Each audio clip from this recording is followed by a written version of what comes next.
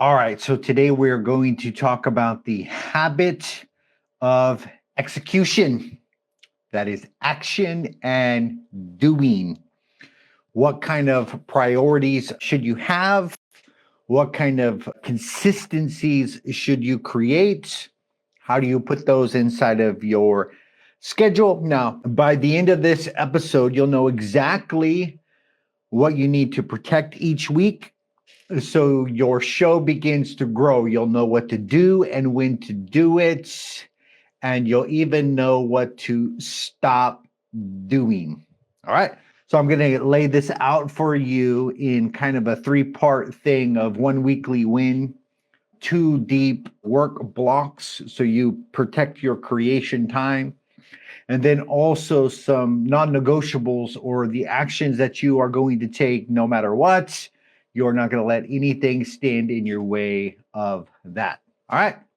So let's start with this, that if it doesn't improve clarity and retention of people listening and or conversion, them taking action, then it's not really as important as we think it is.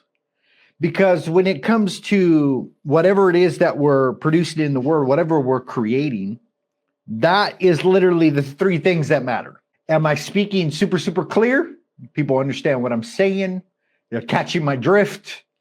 Am I retaining their attention? And am I leading them to a practical application and or a call to action? 3 things that really, really matter. And the reason why I bring this up is because we have a tendency to focus on things that don't matter. In fact, there is a lot of time and effort given to things that don't really move the needle forward. And there are a lot of what we would call kind of busy work. That is work that we do that actually doesn't get us the results that we're looking for. It doesn't really move the needle forward. And for my refining folks, I love you. I'm not you, but I love you. And that is, you have a tendency to polish and refine. But the great danger in all of that is that if it stops action and if it guarantees that something doesn't get done or something doesn't get published, if the perfectionism leads to immobility, then it is a serious problem. And like I said, the refiners, their superpower is to make things better. And that is to refine it to the point of near perfection. This is what these people are really, really good for. So I'm talking to you for a moment, is that the greatest hindrance is going to be your strength.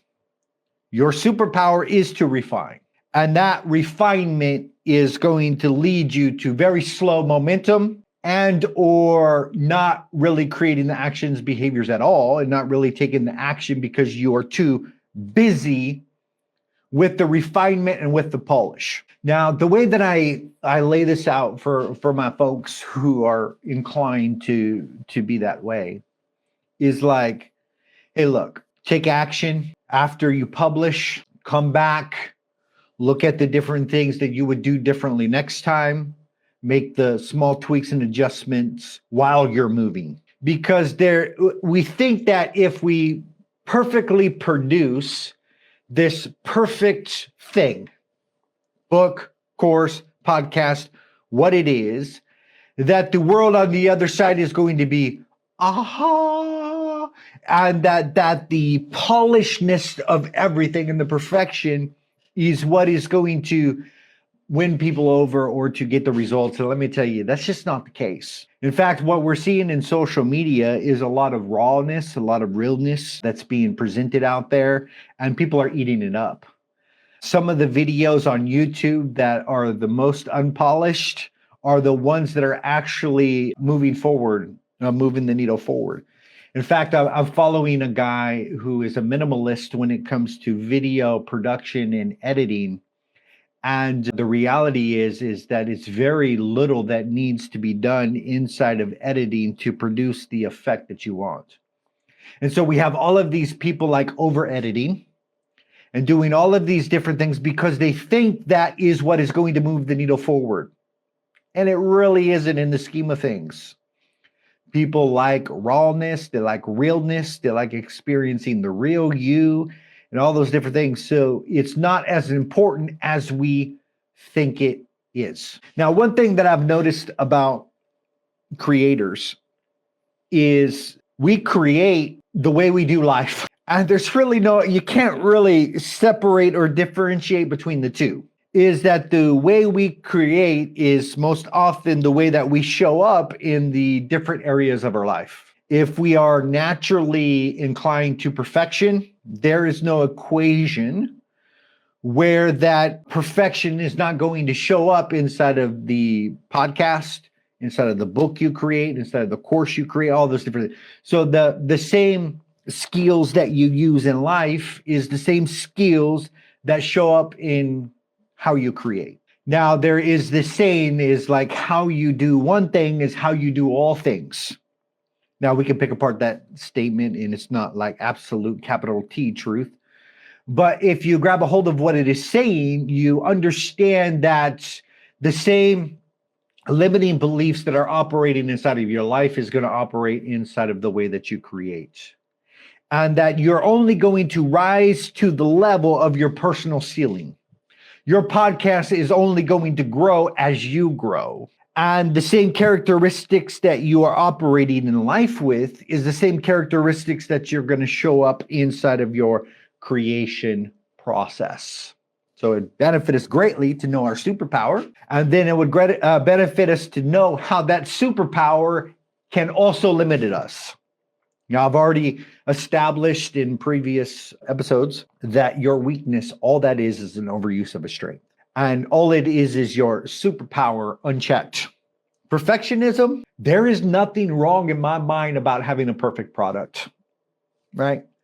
It's when the goal of perfection has to be at all costs, and that I'm not going to press publish unless it is absolutely perfect. I'm going to tell you, it'd be really hard to go live in that frame because what you are producing live, it's going to be hard to have that kind of polish and that kind of perfectness. But people want to see you live. They want to see the real you. And sometimes the real you has to stop and pause about things. Sometimes the real you is digging the truth, and the idea is somewhere within you, and you're taking a moment to dig that thing out. And all of that process looks a little bit messy when you go live. All right. It looks messy when you communicate. So how you do life is how you're going to show up here. The way that you do one thing is the way that you do all. Your superpower and your strength, we need to honestly look at that and say, how is that going to limit my effectiveness? All right. Now, I want to dive into knowledge without application, because what we're focusing on today is execution. The first two habits were kind of like taking responsibility for your life, for your podcast, for the business that you want to create, for the book, course, whatever it is that you are taking responsibility. You are the creator and you are creating that thing. And that the second habit is that you have a goal and intention in mind, that you're carrying them to a destination that they want to go.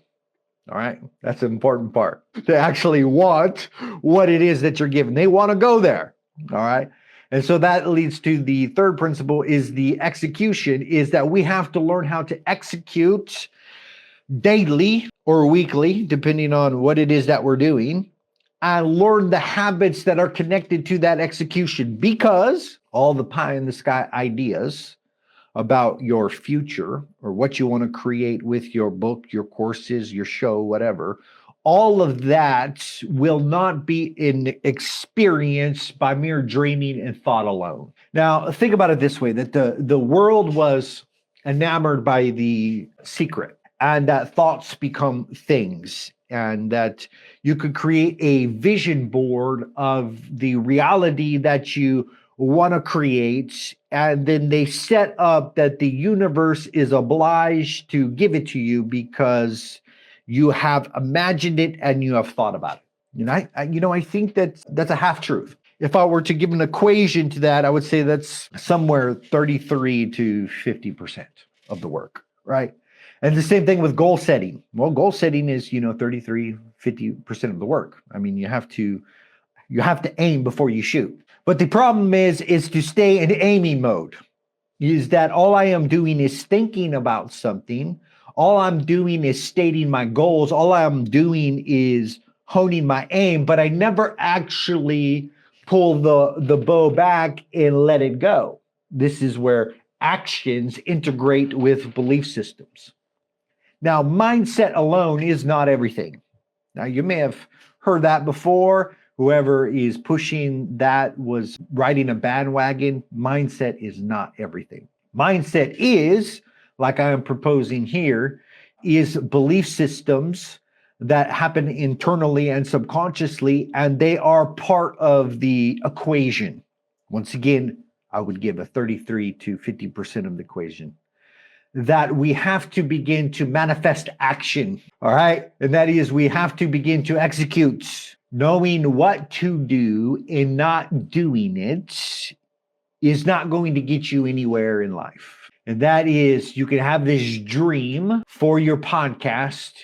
You can have the feelings and everything associated with the first future version of you and your show. But if you don't do what I'm implying here today, all of your dreams will never, ever become a reality. Because what moves the needle forward is the execution, the habits, and the behaviors that flow from the thoughts and beliefs. All right? It's kind of like this. I believe that I can start a company. I believe that I could be a good leader. I believe all kinds of things related to business. I believe that I can get this certain amount of revenue. Now, that's all good for you to motivate yourself to action and then do the behaviors that are going to get you the results. So you can see how it's just part of the equation. Now, when it comes to knowledge is just simply that part of the equation that I'm talking about. That is the feeding of the inner belief that you can actually pull this off and you can do this thing. Knowledge without execution is an illusion. And that's what I want to bust here today, is to bust the illusion that we are actually doing something when it does not integrate with action. Now, if you are of faith, if faith is a pillar of your life, the Bible says that faith without works is dead. That that James talks about being a hearer and not a doer. And that is, we hear it, we believe it, we give assent to it, and that we never carry it out. We never carry the actions out into behavior. All right? You get what I'm talking about. So Cal Newport, if you are familiar with this guy is a successful podcaster, and he is the host of the Deep Questions podcast. And he has this blog that's all about study hacks. And that is how to really get focused in this kind of distracted world. All right. So Cal Newport, he sits in a small office with the door shut and a cheap wall clock that ticks and talks that annoys him to death. His laptop is open, and in his inbox is already filling up. And he has a podcast episode to do today. Not someday, but today. He's got all of these emails inside of his inbox. And the opposing force shows up really quick. Am I going to answer the call? Am I going to review this doc instead? Am I going to check the email? Am I going to check the stats from last week? What am I going to do? And so the message comes to his brain, I'll record later. It doesn't matter what you're creating. You're creating a book, I'll write later. The most successful writers are the ones who schedule that time clock and begin to execute and to do it, right? And so he knows the lie. I mean, he write about that lie for a living. So he pulls out a yellow legal pad and he draws a simple box. And he says, important and not important. Now, under important, he writes what actually moves the needle forward. Write the hook, write the outline, write the skeleton for the message. Show up, record. review, refine, tighten the first 60 seconds, work on your call to action, right? These are things that are really important. And then on the unimportant, he goes into like mic and lighting and equipment and checking the downloads or trying to find inspiration or tweaking the cover art or doing all of these things that are part of a refining process, right? So then he makes a decision and that he's going to stop trying to find time and that he's going to assign time because it's important to him. So he opens up his calendar and he locks inside of his schedule a time block. And that time block is simple and it's strict and it cannot be negotiated with. This is the time that I am recording. Come hell or high water, I'm going to design my environment and my life that is conducive to this goal. And so he blocks it out and it becomes non-negotiable. Now, do you think that after he did that, do you think that there wasn't stimulus and different things that come up inside of his life that tried to pull him away? Of course there was. But because it was so important to him, he made sure that he maintained his structure and his boundaries, and he made sure that he took action because he had solidified that it is important to him. Now, if you were to ask him, why does he have an amazing show? Why have over these years people have come to depend upon him for his expertise? And I guarantee you that he's going to say, because I thought it was important. And because it wasn't important, I showed up and I was consistent. All right, so let's dive in. What are the actions that actually move the needle forward? And the reason why I'm talking about this is I've seen somebody very recently whose podcast is okay. And that is, there's a lot of room for improvement. There is a lot of actions and behaviors that they could be doing to move the needle forward. But instead of doing those actions, they're doing other actions. And when I heard that they were spending 4 hours on polishing audio, my jaw just dropped. I'm like, are you really going to the nth degree on the most polished audio that you possibly can, while neglecting all of these other things? Now, I don't particularly think there's nothing wrong with polished audio. In fact, during my first podcast, someone left me a 1-star review and said they were going to stop listening because my audio quality was so bad. Okay. So I'm not suggesting that you show up unprofessional. Get the best audio quality you can. I've actually downgraded my audio quality a little bit because I prefer nothing between me and the audience. This is why I have a $200 mic instead of a $400 mic. I've had $400 mics and I had it all up in my face like I was from the 2000s or the 2010s and trying to be the cool podcaster with the Shure mic and all these different. Sound amazing.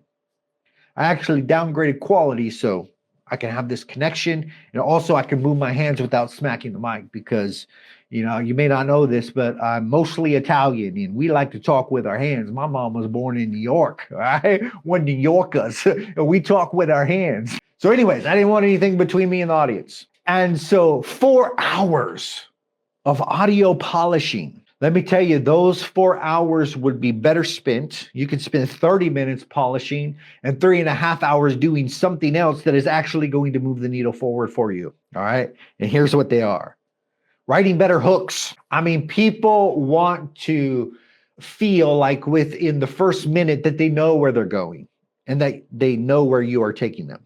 This is where you hook somebody into what it is that you're talking about. Better outlines. If it's not flowing, if it's not working, if you feel like it's not effective communication, working on your hook and working on your outline is going to be far more beneficial than polishing your audio. Getting batched up. This, I believe, is one of the biggest things that you can do to move the needle forward.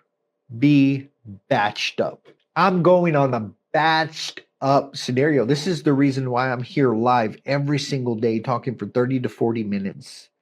I am batching up for the entire year within the first quarter. So I don't have to focus on this on quarter 2, 3, and 4. All right. I am batching up. If I'm doing interviews, I go crazy doing interviews. And that is, I'll have 1 to 2 interviews every single day of the week. Some weeks I will have 10 to 15 episodes complete within 2 to 3 months time. I will have interviewed enough people for the entire year. Record in batches. There is never a time. With my one podcast, I have at least 20 episodes in the queue. I'm never stressed. I'm never treating my podcast like I'm working a 9-to-5 job, living paycheck to paycheck. Like, it's all lined up. It's ready to go. This podcast here, I just launched, dropping episodes daily until I get to 20 so I can have plenty of podcasts for sponsorships and for ads so I can make money from my show. And then I'm going into once a week. And then by the end of the 90 days, I'll have the whole year for that podcast all mapped out. Why? It's important to me. This is my thing. It's important. Recording batches. Now, I once worked with somebody who had a very busy life. And I'm talking about, in multimillionaires. They are super busy. They're running companies. They got investment portfolios and all of this different thing. And the only thing that would work for them is to batch out a Friday at once a month at the end of the month. All right. There's something within their schedule that only worked out. I only have this Friday. Well, that Friday, you got a time block. There ain't nobody coming between you and execution. And you knock out 4 to 6 episodes during that time block, so you are set. All right? It's easy to begin to get ahead and create batches of content. All right? So the hooks, improve your batching up skills, improve the first 60 seconds, tighten your call to action. You are giving them practical action and you are leading them somewhere. Let me say this again, just in case I haven't said it recently, is that a lot of the solutions that you are giving is that people don't really want the 12-step solutions. And I've seen a lot of people craft their podcast into all solution-based thinking. And that is, they don't talk about the problem. They don't talk about the pain. Their whole thing is giving keys and principles and solutions. All right. And so they give their 12 solutions, and the person on the other end feels completely fine after the episode. In fact, they're not hungry at all because they have a lot of solutions. And you've left them full and satisfied, and maybe they're going to go execute it, maybe they're not, but either way, they feel like they have the answer, and so they are going to move forward. And where is the call to action in that? Where is the solution-based thinking where people get connected to you as the solution? Now, inside of the communication, that the next step with you should be of prime importance. Sorry, I have to turn my thing down. People are blowing up my phone. Crazy. Hopefully you guys can still hear me. My pocket's vibrating this whole time. The goal is to work with you. The 12 solutions to blah, blah, blah would be better off spent and talk about the problem, the pain, and the possibility, and the practical action where they can get one small win, but leave them hungry and thirsty, because the real deal Holyfield is in relationship and connection with you, and your goal is to get them to take the next step with you. All right? Guest pipeline. If you are doing interviews, the biggest thing for you to move the needle forward is to get interviews. Start lining them up. This is key. If you're thinking about building your network, you're thinking about referral partnerships, you're thinking about utilizing other people for content on social media, then interviews is where you should spend a lot of your time. And most of your time should be spent procuring interviews. That's what's going to move the needle forward. Okay. Now, half of my podcasting business comes from referrals. And those referrals come from podcast guests.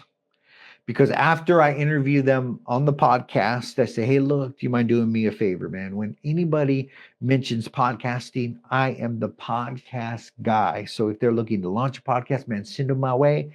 And I would love to send you a referral bonus. And not only that, But every single month, you're going to get a paycheck.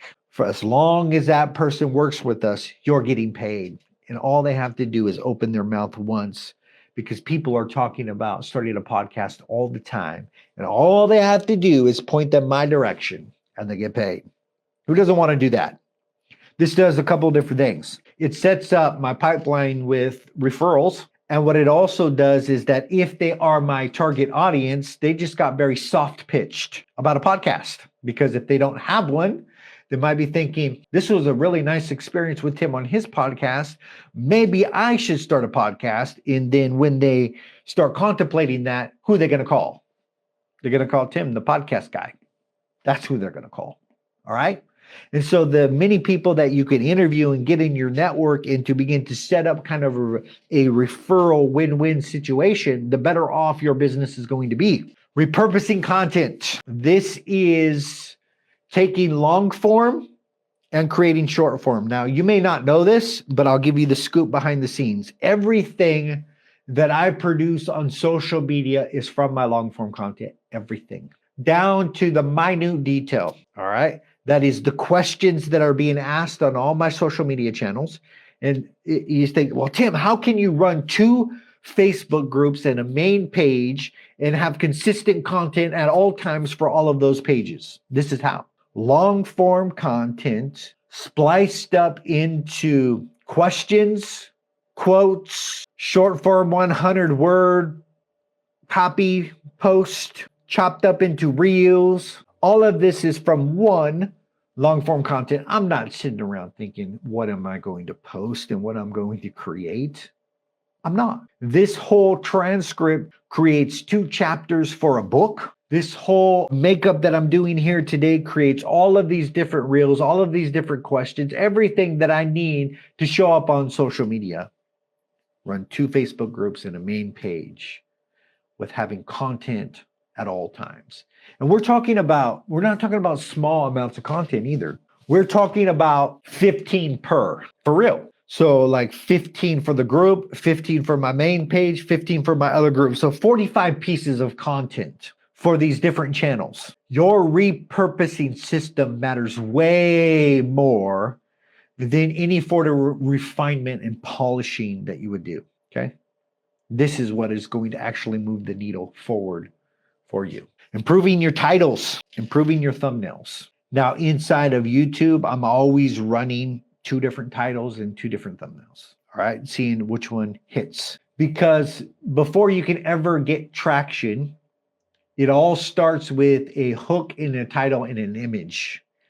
And so, the way YouTube works is that they'll send it out to different YouTube channels.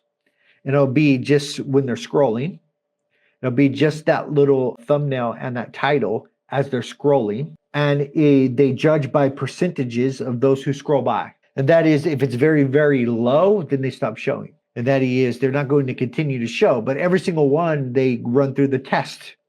So the first 24 to 48 hours is their basic test. They're sending it to maybe 100 to 200 different people. They're judging you by percentage and rating. It's all a math game. And so if you can get people to click on it, then they're going to show more people. If people scroll on by, you're not going to get shown to more people. That's the way that it works. Now, on the podcast platform, the way that it works is that there are people every day coming in and typing something in the search bar. And it's called an impression. And so when they type that thing inside of the search bar, your podcast is going to show up. Does that impression lead to a click or conversion? That's what they're looking for. And so if they show people your episode and you have this, and then people don't click, they're only going to test it out for 102, and then they're going to pass by your episode. So everything at the beginning stages of getting traction has to do with improving titles and improving thumbnails. All right. And lastly, what is going to move the needle forward is building an email list, getting people to opt into your free gifts so you can start building an email list. All right. And this is setting up your kind of CRM and your marketing behind the scenes. All of these things is what move the needle forward. What doesn't move the needle forward? Obsessing over the gear, obsessing over the lighting, obsessing over polishing the audio, obsessing over logos and cover arts and all of these different things, endless edits, 4-hour edits, and or the kind of edits. We once had this client. It took 12 hours to edit one podcast episode. All right. And the reason why that it took 12 hours was because he did extra audios on the side, and then he went through the whole script like a producer and cut out this, cut out that, attach that here, cut out this, attach that here, this, that, and the other thing. Here, add this audio here and add this audio there, and all this different stuff. And let me tell you, it didn't do a hill of beans. In fact, we had another podcast that was in the same genre and category that was just more free flowing and conversation, and blew that one out of the water. We think obsessing over perfection is what people are looking for, and it really isn't. Checking the downloads and the stats daily, looking what your competitors are doing, showing up on social media randomly without a plan, like all of these different things, they don't move the needle forward. All right. So execution. Now, what matters most? Now, it's not that I care less or that I'm being careless. It's just that I care less about certain things. And that's the point that we got to do. We got to care a little less about certain things and care more about the execution and getting the thing done. Now, when I was in construction, I did construction for 10 years. One of the amazing first careers that I had. I've had 3 careers. First one in construction management, second one inside of a treatment center, and then the third one, which I'm doing now. So in construction, basically the way that it works is you have different subcontractors, and you map everything out, and you're on a tight schedule. And now they got this Build Pro software, is absolutely amazing for the construction management process. It actually sends out all of these things in automatic fashion. Super, super neat. But anyways, the contractors are usually a specialist, and that is the plumber specializes in plumbing, electrician specializes in electricity, right? And so you have all of these different specialists for their trade, and they get in there and they knock it out. It doesn't matter what trade it is. Because a lot of it is piecework, is that they get in there and they kind of just get it done. They know that later in the process, there's going to be quality control, right? And that is throughout our construction management process. The piece worker is a little bit kind of like the gardener that just blows and goes, right? And that is they get done by the piece, so it benefits them greatly to get multiple things done inside of a day. So they go super, super quick. And they have to come back and do quality control. And this is without question everybody. You think, man, these electricians, they're absolutely great. Yeah, a lot of stuff is thrown together. And then when we get electrical inspection and we get the power turned on, there's a quality control, and we find out what's not working. And let me tell you, that without fail, something's not working. And this is where quality control comes in. Quality control does not come at the beginning. Quality control comes as you begin to execute the thing and as you begin to refine it. You have to have something created and pushed out to the world in order to refine it. Refinement happens through quality control at different points in the thing, not at the beginning. Now, if I tried to quality control the electrician before he ever did anything, make that make sense. There's no quality to control. There is no product to refine. There is no manuscript to give to the editor. There's nothing. And the reality is that if we don't move forward and do refinements along the way, we are going to let the refinement kill us. All right? So, outcome. Get your skeleton created. Your skeleton is your map out for where you are taking people for your episodes. Get that created. Schedule a time where you are going to record that thing. If you're doing guests, book your guests. Get them lined up. Get as many as lined up as possible. Let me tell you that you are going to get better and better at each interview that you create. Watch them back. I watch myself all the time. I listen to myself all the time.